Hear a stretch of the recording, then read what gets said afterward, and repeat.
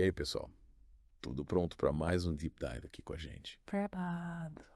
Hoje, a gente vai mergulhar numa história, cara, que me deixou de queixo caído quando eu fui pesquisar a Guerra do Ópio. Muita gente tem aquela imagem da China, né? Tipo, potência invencível. Uhum. Mas essa história, cara, essa história mostra um lado, uma época que eles foram, tipo, explorados e humilhados de um jeito, sei lá, inacreditável. E o mais louco é que isso aconteceu lá no século XIX, mas, tipo, os reflexos dessa história a gente sente até hoje, né? Total. A gente vai entender como o ópio, uma planta, né, acabou sendo usada como uma arma para abrir as portas da China para o Ocidente. E moldou as relações entre o Oriente e o Ocidente até hoje. Exatamente. E a gente vai usar fontes da época, documentos históricos, relatos, Que legal. para entender não só o que aconteceu, mas como as pessoas sentiram, sabe? Reagiram a essa avalanche de acontecimento. Nossa, que massa. Então vamos começar essa viagem no tempo lá no século XVII. Quando a China era governada pela dinastia Qin, né, um império poderoso, rico, com uma população gigante, e eles se viam como o centro do mundo, sabe? Autossuficientes, sem precisar muito do Ocidente. É essa postura de isolamento, sabe? Tinha um motivo. Eles já tinham tido umas experiências, digamos, tensas com estrangeiros, Sim. principalmente com os portugueses lá no século XVI, que tentaram se instalar na China, mas, né, foram expulsos. Ah, tá. Então a China já tinha essa desconfiança, né, com o Ocidente. Mas, e o Império Britânico? Como eles entraram nessa história? Bom, o Império Britânico estava a milhão, Revolução Industrial, expandindo seu comércio pelo mundo, buscando novos mercados, matérias-primas. E a China, com aquela população enorme, produtos exóticos, era tipo um imã para os britânicos. Claro. Irresistível. Só que a China não estava muito afim do que os britânicos tinham para oferecer, né? Nada. Os chineses valorizavam a própria cultura, os produtos, não viam muita utilidade nas bugigangas que os britânicos traziam. O que eles queriam mesmo era prata, a moeda da época. Faz sentido. E aí os britânicos ficaram num beco sem saída, né? Queriam os produtos chineses, seda, porcelana, tchá. Mas não tinham como pagar com coisas que os chineses quisessem. E aí entra o ópio na história. Pois é, o ópio, né? Uma substância extraída da papoula, usada como analgésico, sedativo. Na época era legal na Grã-Bretanha, mas já causava uns problemas sérios por lá, tipo vício, criminalidade. Gado. E os britânicos viram no ópio a solução para o problema, né, da balança comercial com a China. Eles sabiam que o ópio era proibido lá, mas mesmo assim, decidiram investir no contrabando. Ignorando as leis, os alertas da dinastia Qing. Totalmente. Que loucura. E a China, como reagiu a essa invasão de ópio?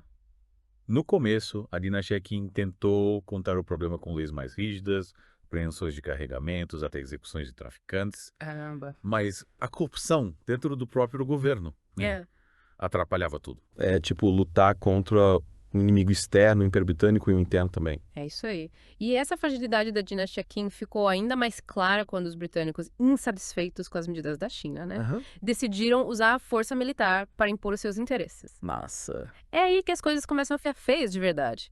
Começa a Primeira Guerra do Ópio em 1869. Mude, os britânicos com aquela marinha poderosa, né? Armamentos avançados, passaram por cima da China. É de partir o coração pensar no que aconteceu com a China nessa época, né? A gente já falou do vício, mas como a guerra impactou a vida das pessoas.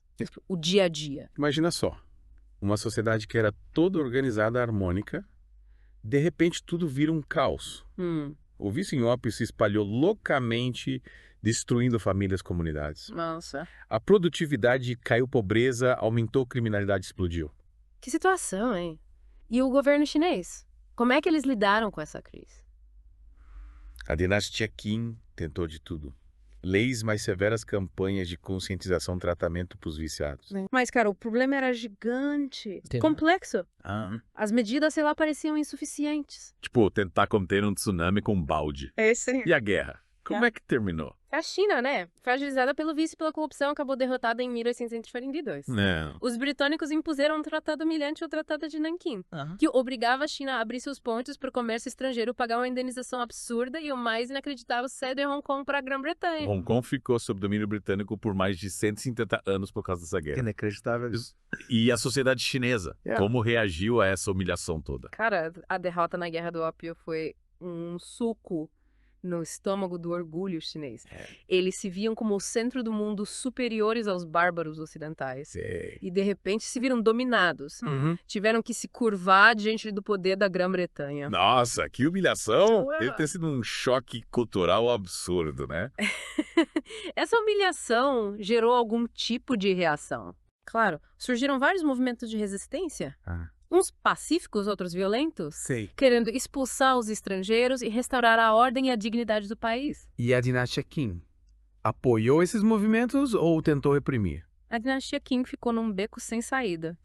Por um lado, eles sabiam que precisavam modernizar o país para enfrentar o Ocidente, mas por outro, tinham medo de perder o poder. Entendi. Então a China ficou nesse impasse, né? Dividida entre a tradição e a necessidade de se adaptar. Exatamente. Essa tensão entre passado e futuro orgulho nacional e a necessidade de se abrir para o mundo marcou a China no século XIX. E o pior é que a história não acaba aí.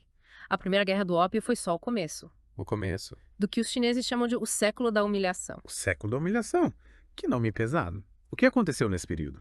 Depois da Primeira Guerra do Ópio, outras potências ocidentais, tipo França-Rússia, Rússia e Estados Unidos, viram a China como presa fácil. E impuseram tratados injustos, abrindo mais portos, explorando recursos e aumentando sua influência no país. A China ficou cada vez mais fraca, perdendo território, autonomia e poder. É triste imaginar a China, essa potência milenar, sendo humilhada desse jeito. Mas e o ópio? Os britânicos continuaram com o comércio? Sim, o comércio de ópio continuou bombando mesmo depois da guerra. Os britânicos e depois outras potências lucraram muito com o vício dos chineses, ignorando o impacto da droga na sociedade.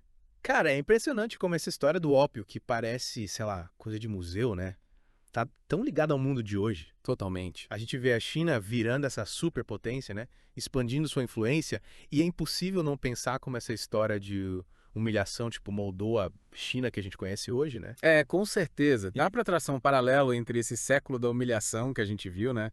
Com a ascensão da China no mundo. É como se eles estivessem, sei lá, querendo recuperar o tempo perdido. Reafirmar o poder e mostrar para o mundo. A gente não é mais aquela nação fraquinha, explorada de antigamente, não. E essa busca por poder, né? Será que tem um quê de vingança? Tipo, dar o toco pelo que aconteceu? É difícil saber ao certo, mas o que a gente vê é que a China está usando as mesmas armas que o Ocidente usou contra ela no passado. Sei. Poder econômico, diplomacia, influência cultural. A China está investindo em países em desenvolvimento, construindo infraestrutura, expandindo o comércio, aumentando a influência global. Ou seja, a China aprendeu com o Ocidente? Mas será que está repetindo os erros? A gente viu como a exploração, a falta de respeito pela cultura dos outros países, como na Guerra do Ópio. Deu em coisa muito ruim, né? Será que a China está, tipo, no mesmo caminho? É uma pergunta que a gente precisa se fazer, né? A gente vê críticas, né? Falta de transparência em acordos, exploração de mão de obra na África, repressão dentro da própria China. É preciso ter um olhar crítico, questionar. Total. Para essa busca por poder não virar um novo imperialismo. A história mostra que o poder sem sabedoria, sem respeito, corrompe, né? Gera conflito, injustiça. A Guerra do Ópio é um lembrete de como a ganância, a ambição, a falta de diálogo, de empatia, leva a consequências terríveis, né?